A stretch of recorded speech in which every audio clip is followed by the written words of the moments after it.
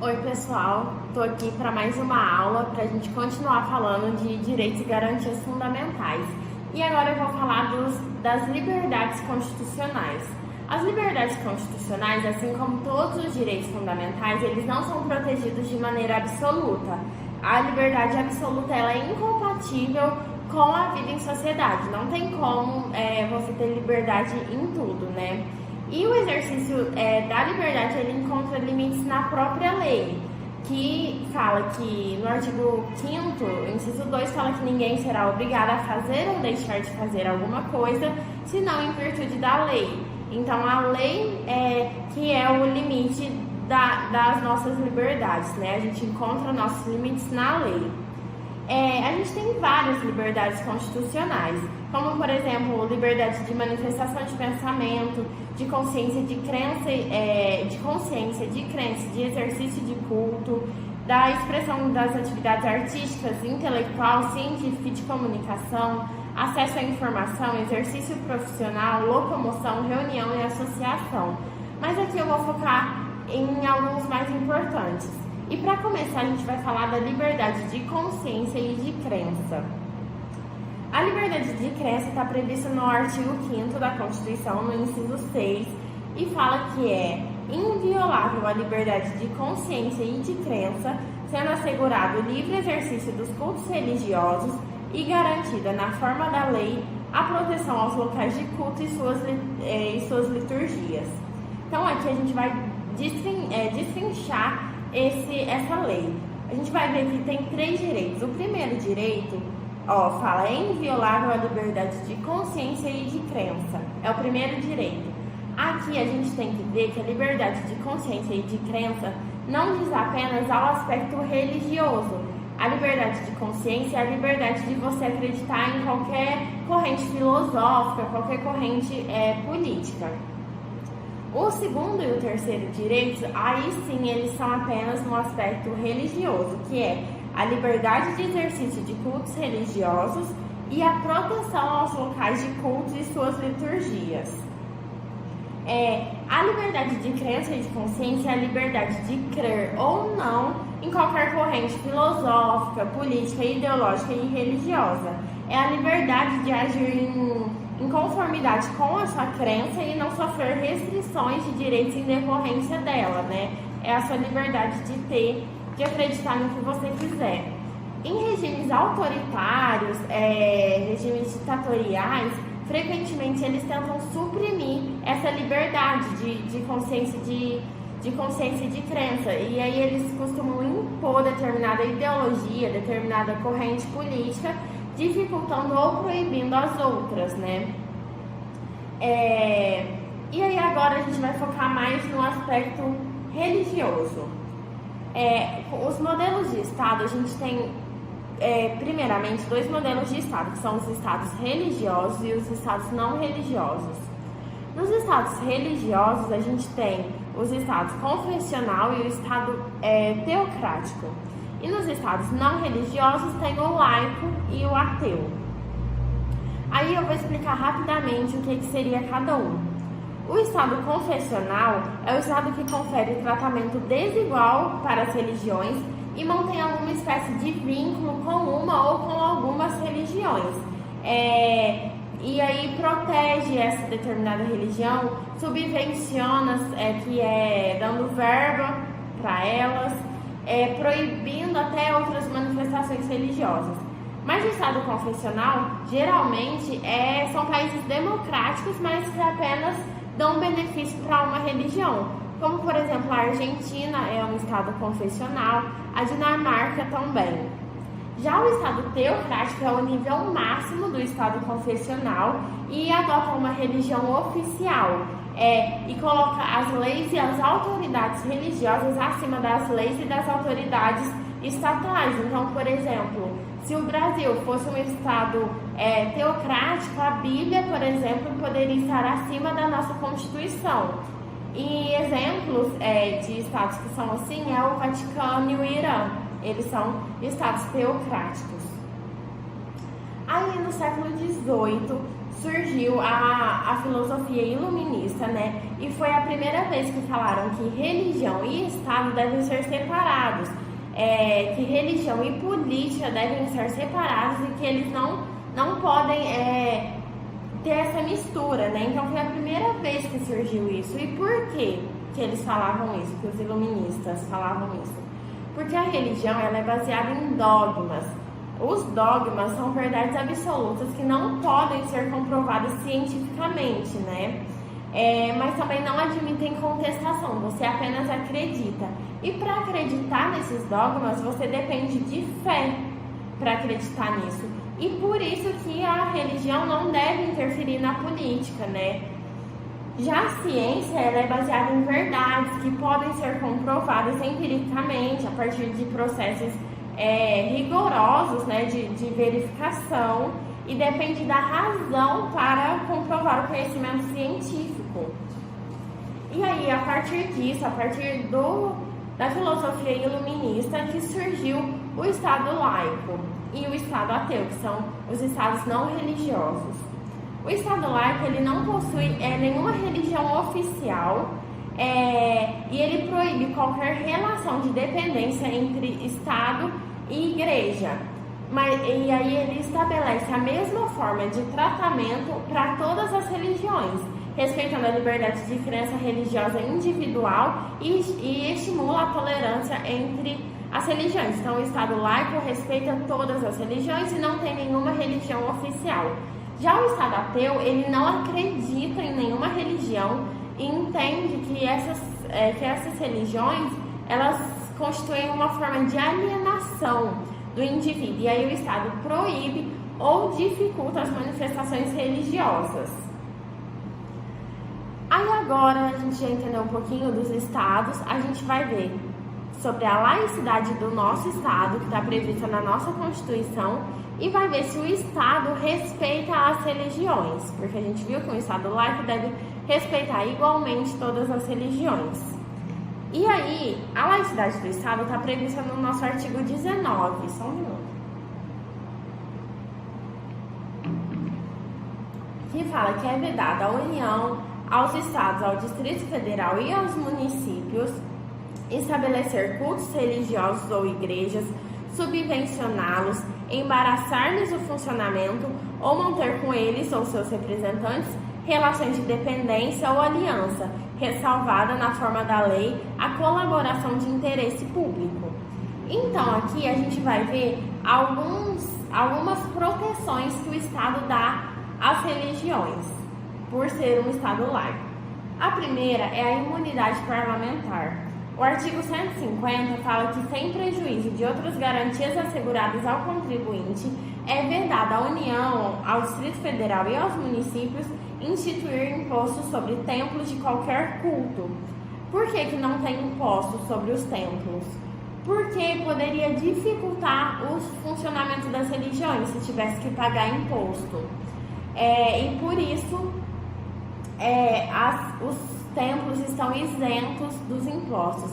Mas aqui tem uma crítica. Aqui na lei fala que são os templos de qualquer culto, ou seja, fala que apenas onde tem culto não paga impostos. Só que essa lei está sendo estendida. Então, se a igreja compra um terreno no nome dela, ela não paga imposto. Se a igreja constrói um galpão, ela não paga imposto. Se a igreja compra um carro no nome dela, ela não paga imposto.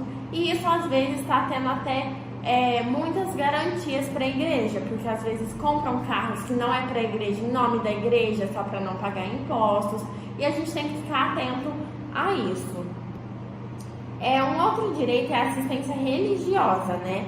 Que é assegurado, nos termos da lei, a prestação de assistência religiosa nas entidades civis e militares de internação coletiva, como, por exemplo, hospitais e penitenciárias.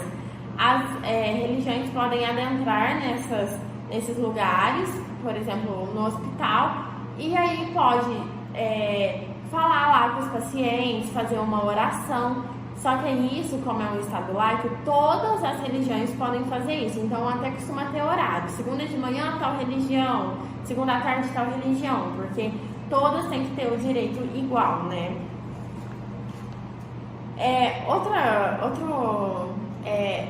outro aspecto, né, que o Estado respeita as religiões é no ensino religioso, que é previsto na nossa Constituição Federal. Sempre lembrando que aqui a gente vai falar do ensino público, porque as escolas particulares, elas têm o direito de se estabelecerem da forma que quiser quanto ao ensino religioso.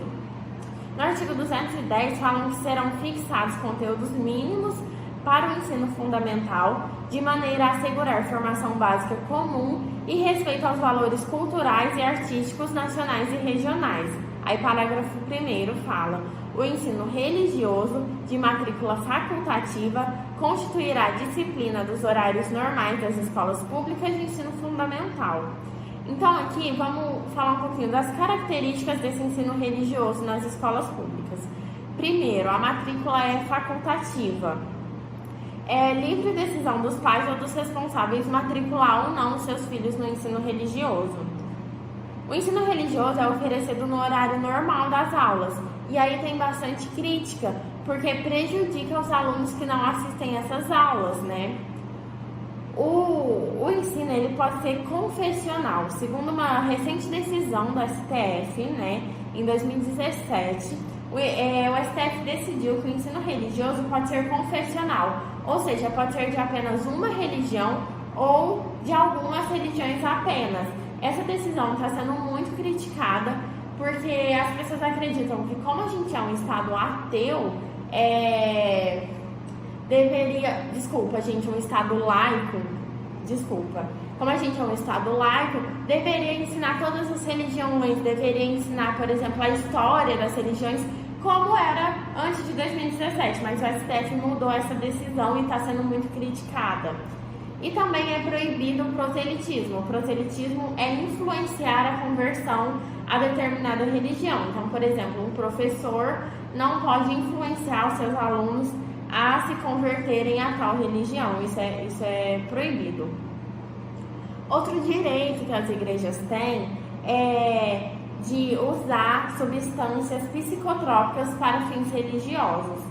A nossa lei de drogas do Brasil, no artigo 2º, falam que ficam proibidos no território nacional qualquer plantio, cultura, colheita e exploração de vegetais e substratos dos quais possam ser extraídos ou produzidos drogas. Mas aqui tem uma ressalva, fala ressalvada a hipótese de autorização legal ou regulamentar, bem como que estabelece a Convenção de Viena das Nações Unidas sobre substâncias psicotrópicas a respeito de plantas de uso estritamente ritualístico religioso. Então aqui a gente vê que às vezes você não pode plantar uma planta, por exemplo, a maconha, que pode ajudar medicinal. Tem pais que têm que entrar na justiça para conseguir plantar porque o filho precisa e etc, mas as religiões são permitidas, né? Por exemplo, o chá de Santo Daime pode ser utilizado, então para fins religiosos é permitida o uso de substâncias psicotrópicas. Então aqui a gente vai percebendo que a igreja, que o Estado respeita muito a igreja, eles têm muitos direitos. E aí a gente também tem a escusa ou a obrigação de consciência, que é o direito de não ser impedido de exercer outros direitos por invocar motivos de crença para recusar-se a praticar atos impostos a todos, sujeitando-se, porém, à prática de prestações alternativas. É muito comum pessoas de uma religião específica alegar a recusa de prestar o serviço militar obrigatório, e isso é aceito porque é pela sua consciência, né, sobre a sua crença, que você não quer prestar o serviço militar obrigatório porque você é contra tais coisas. Isso você também pode se recusar a frequentar aulas no sábado pela sua religião ou até fazer provas no sábado. Tudo isso você pode alegar. E aí você tem que prestar uma obrigação alternativa, né? Por exemplo, do serviço militar obrigatório. Você faz uma prestação alternativa, mas você pode não alegar isso para não exercer tal direito.